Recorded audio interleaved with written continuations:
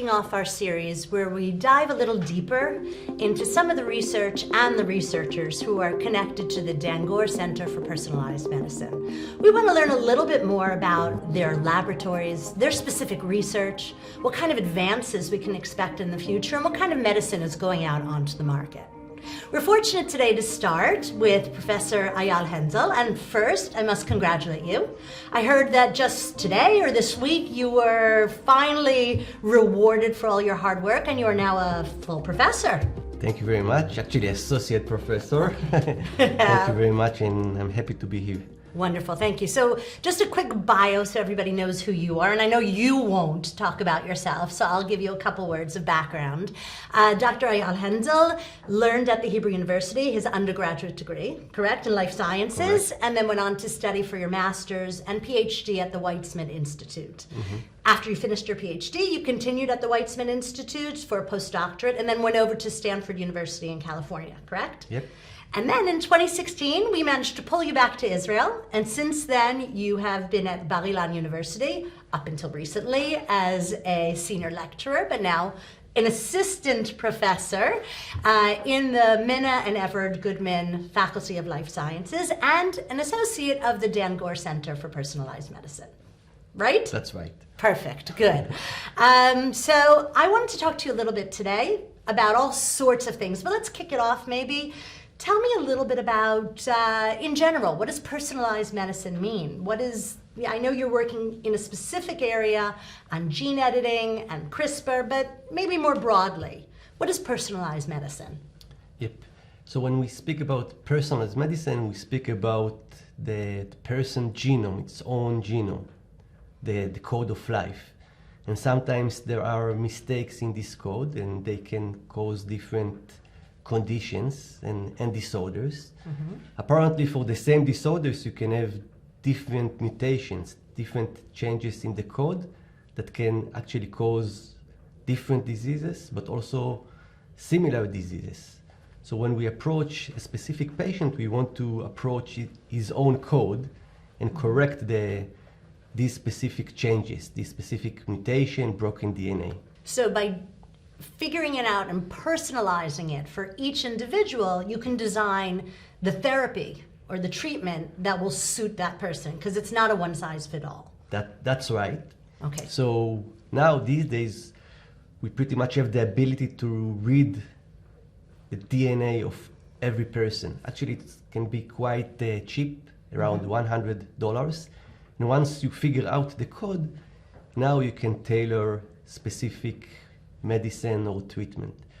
I must say that for some cases, we want to find one solution fits them all for a specific disorder, because then once we develop that, if we can develop one solution for specific disease, then it's going to be much easier in terms of regulation and process development. But eventually the goal is to have specific treatment per genome, per patient. Interesting. And when you talk about the differences in each patient, specifically in your field, we're talking about genetics, right? And genetic editing, right? As part of the therapy that we're looking at, or you're looking at. What does that mean? So think about it this way. The DNA is the genetic code. It carries the instructions almost for everything which is related to us. And if there is a change in this code, let's think about a typo, then if we can correct this typo, then we will be able to cure the disease. And these days we have technologies that enable us to go directly to the typo, to the mutation, and fix it. We can either do it outside the body by taking the cells with the mutation outside the body and fix them, or we can also try and do it inside the body. So that's genome editing. Fascinating. So then if you fix these genes, then you'll fix whatever the disease is or whatever the problem is, because it's based in these genetic typos, as you call it. That's a good metaphor that helps explain. And this is therapies that could be used for cancer. What kinds of diseases? So when we speak about genetic diseases, we think about two different groups. One group is what we call the monogenic diseases, where there is one single broken gene. We can identify it, and if we fix this one single broken gene, pretty much many times we can cure the disease. When we speak about cancer, many times there are multiple genes that are being affected, they carry the mutation, and therefore it's much more challenging to use genome editing to cure cancer. What we do with genome editing in case of cancer, we actually edit the immune system in order to enhance it, so now it can better kill the cancer. We are still using it to fight the cancer, but not correcting the broken genes within the cancer, but rather enhancing the immune system. So that the body can fight against the cancer on its own. That's right. Rather than just bring in all the poisons that we're familiar with that are effective, but they kill off lots of cells, not just the cancer cells. So if the body could identify the exact cancer cells and only attack those, then the rest of the person's body will remain healthy. That's the idea? Yeah, that's right. Okay, good. Now, I know that you work with a specific kind of gene editing. There's a technology called the CRISPR technology. Can you explain a little bit about what that is? Sure. So my lab is mainly working with the CRISPR technology, and luckily I was in the right time, right place. So when I decided to start working with this technology, I decided to move to Stanford Medical School, to the Bay Area, to work with Professor Matthew Porteous and to study this technology called genome editing. However, it was before the CRISPR was used or was discovered that we can use this for genome editing. What were you using? So we used what we call previous DNA scissors. The first platform that we used called zinc finger nuclease, the others called TALENs. Forget about the definition of these acronyms, but pretty much these are proteins that you can design them to cut specific sequences within the genome. Okay. However, it's pretty difficult to design them, to make them. It is slow, expensive.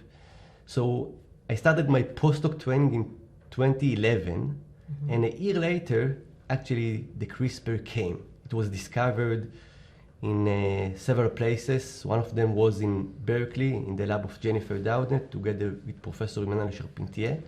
And when we realized that this technology is working even better than the previous DNA scissors, we immediately moved to the CRISPR technology, which can identify specific sequence within the DNA, cut it, and initiate the editing process. So I always picture when you talk about scissors, I kind of picture things that come and cut. Yep. But then you said proteins. Yep. In the initial kind of technology you were using. How does the CRISPR work? Is it a physical kind of metal object that you slice, or is it a protein that you introduce into the body and then it targets the locations, or something totally different? Yep. So think about the CRISPR as a machine which is composed by two components. One is a protein, the protein called Cas9, and the Cas9 is working like the DNA scissors that can cut the DNA.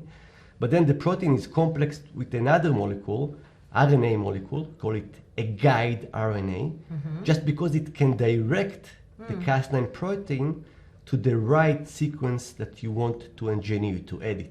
So they work together as a complex. The guide is guiding the Cas9 to the right address, and then the protein is introducing the break and initiating the editing process. So this may be getting a little too deep, but I'm actually really curious.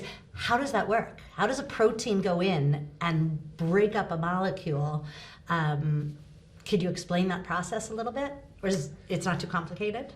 When you think about a DNA, you think about a code which is composed from letters.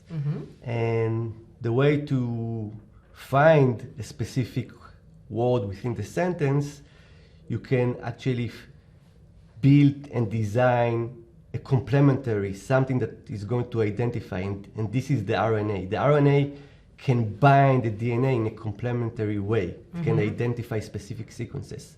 So once it's bring actually the Cas9 protein, which is enzyme can do many things, this Cas9 protein can pretty much just cut the two strands of the DNA and again initiate the editing process. Interesting. Now, you said that it's used for all kinds of diseases, but I know that you are focused specifically on a disease that I'm sure has a medical term, but most people know it as the bubble boy disease, correct? That's right. So can you tell us a little bit about this disease and how CRISPR or gene editing is really relevant here? So in my lab, we are mainly focusing on finding and developing this technology for a set of disorders called, as many of you are familiar with, the bubble boy disease. The official term is severe combined immunodeficiency, SCID, and these are kids that are born without immune system. So when you choose a disease that you want to develop a technology that can correct it, there are many important considerations. Here in this case, the disease is affecting the immune system. So since it's affecting the immune system, you can actually do all the correction outside the body. How come? You take the cells that called hematopoietic stem cells, the cells that produce the blood in the immune system, you take them outside the body. Most of the time they are in the bone marrow. You can take them outside the body. You can do the correction, the engineering process outside the body, do all the QC, and then infuse back the corrected cells back into the body. Now the corrected cells can generate intact immune system, and this way you can cure the disease. So this is one major reason for which I decided to work on the bubble boy disease. So I know your bone marrow produces blood cells all the time. Once you correct those typos in the existing blood cells, the future blood cells produced within the bones are going to be corrected? That's right. How does that work? So you take out the broken cells and you correct them.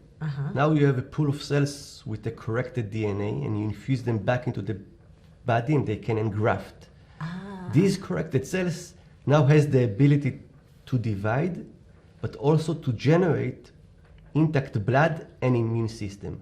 So the broken cells cannot generate immune system. However, the corrected cells now can generate intact and healthy immune system. That's amazing. That's amazing. So essentially, by focusing on this disease and treatment for this disease or therapy for this disease, you are opening up a whole field of diseases associated with the immune system. It's not just this one, correct? So whatever therapies you design here can be applied, I assume, towards other diseases as well.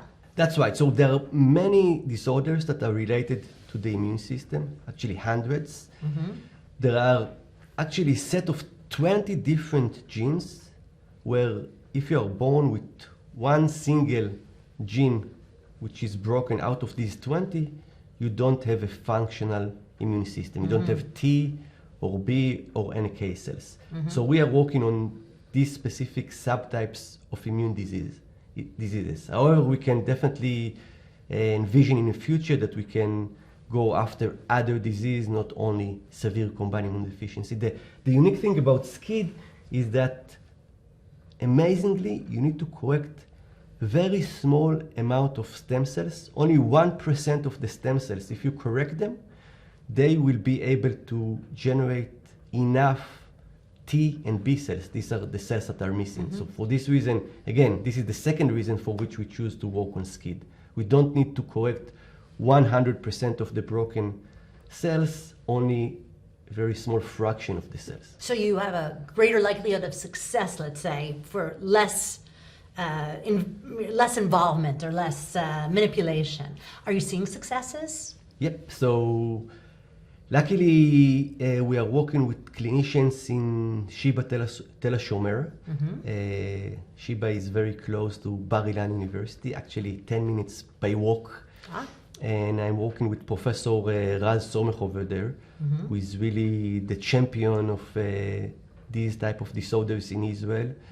He actually introduced a test for the disease in the newborn screening program. Every baby that is being born in Israel is being evaluated, tested whether he has or not SCID.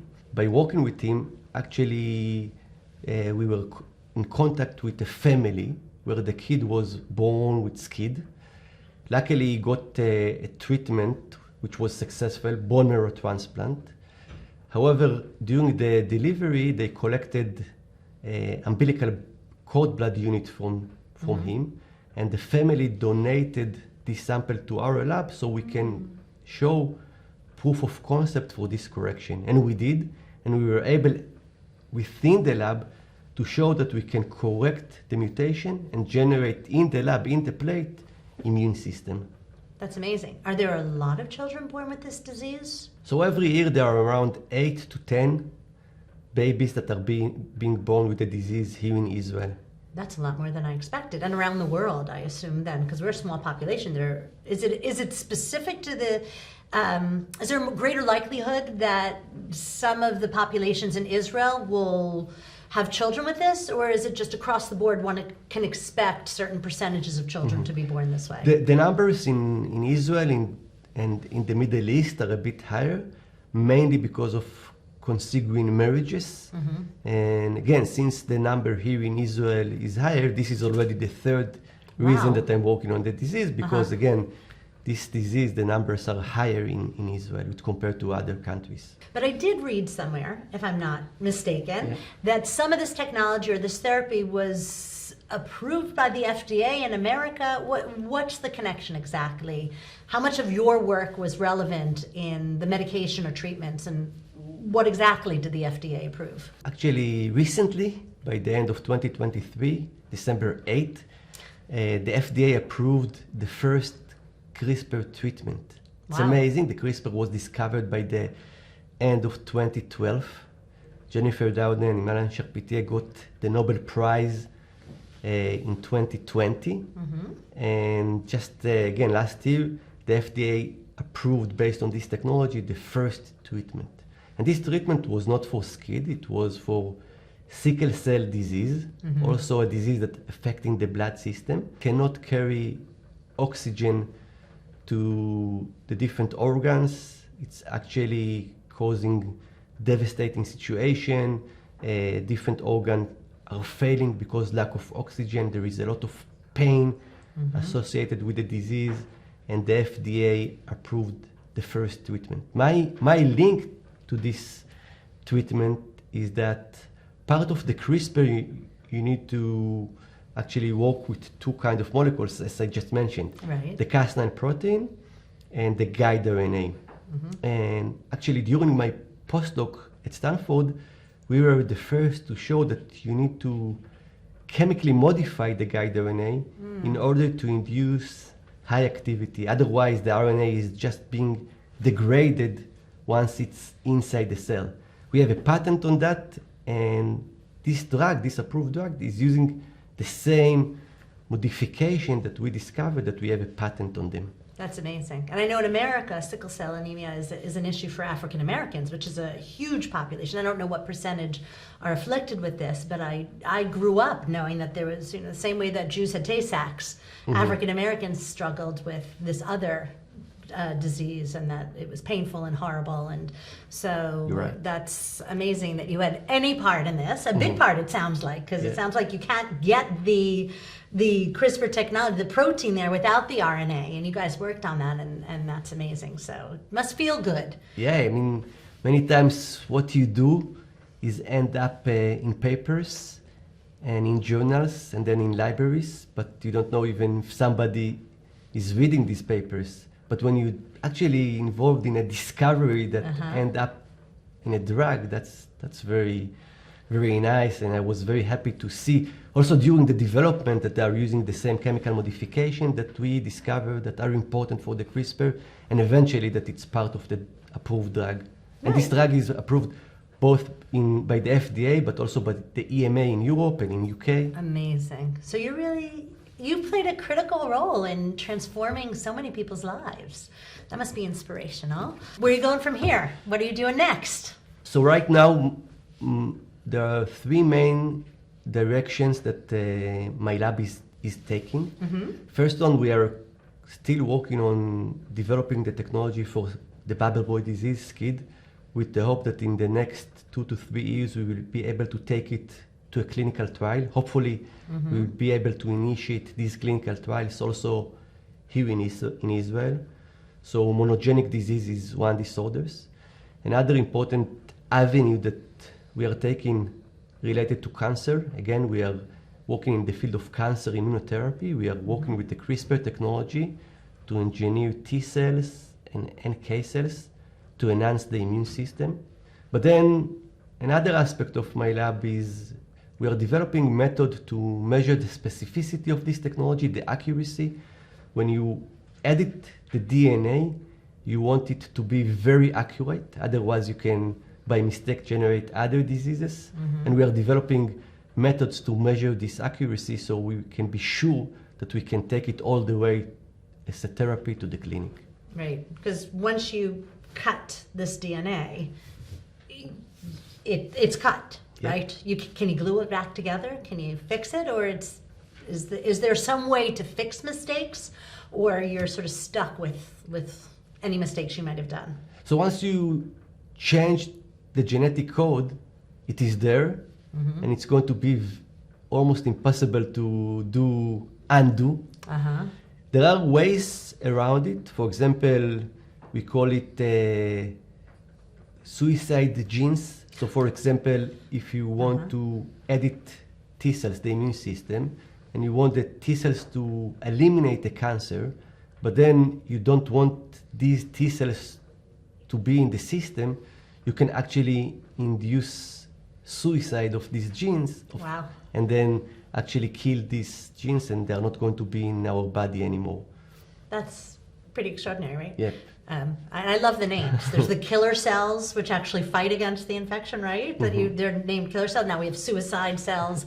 So we kind of anthropomorphize some of these cells, but they're doing heroic work in the body, obviously. There's a human researcher behind them. Let's talk about the researcher, if you don't mind.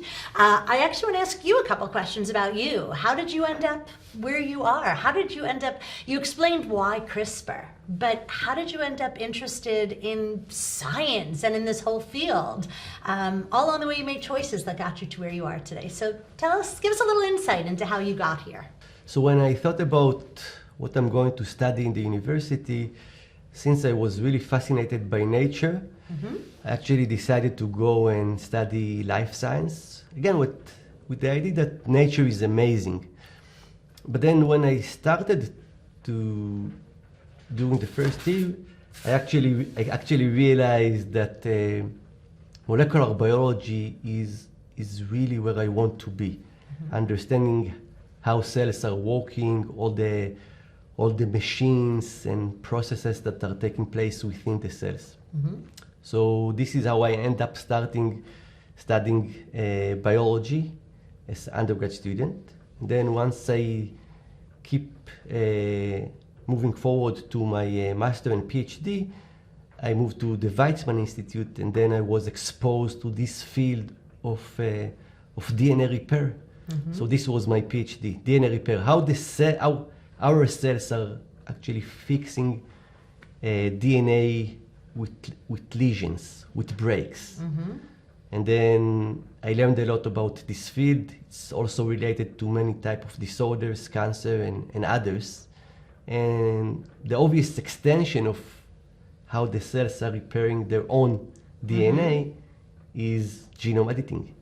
Once we understand how the cells are doing that and we can engineer this process, this really led me to the decision that I want to be in this field of genome editing, and then I started using the CRISPR technology, and the rest is history.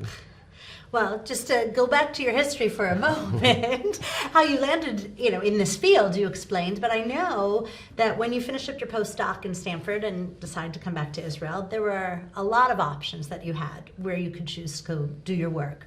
So why Bar-Ilan? What was it about Bar-Ilan University that they managed to pull you in and have you become part of the faculty of the life sciences? So when I came back to Israel, actually, during the postdoc, you work pretty hard to generate enough data to have very strong CV, so eventually we'll be able to get a position here in Israel. Getting a position here in Israel is a very competitive process.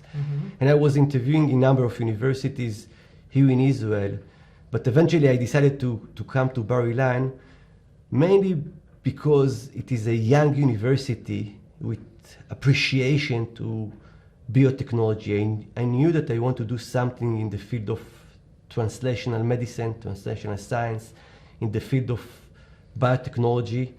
I had to work in a university which is very close to a strong hospital like Sheba, and altogether this was the things that really convinced me to come to Bar Ilan. And now you're a professor. Yep. Now, they obviously appreciated you coming. Maybe we can close with just some thoughts on where is personalized medicine going? Where do you think we'll be in 20 years? If you could envision the future, how far along are we going to be in, I don't know, healing so many of these diseases that people are suffering from today? It's very difficult to predict the future, and I'm not sure whether it's going to take us 20 years, 25 or 30 years, but I'm sure that by using this technology of genome editing, and by the way, these days there are several generations of this technology, we will be able to cure many of the disorders that we discuss over here, many of the monogenic disorders. Again, very fast we will be able to read the DNA, to design and make the editors and cure the disease. And this is related to the genetic disorders. But again, I also believe that there are going to be major breakthrough related to cancer just by using this technology and enhancing the immune system, so now it can better fight cancer. That's wonderful. Thank you for everything you do for all of us, and for your optimism and your vision for the future. It's inspiring. I've really enjoyed our conversation here today, so thank you for joining us on the first of our number of interviews we're going to have with members of the Dangoor Center for Personalized Medicine. Thank you, Professor Handel. Thank you very much, Sharon.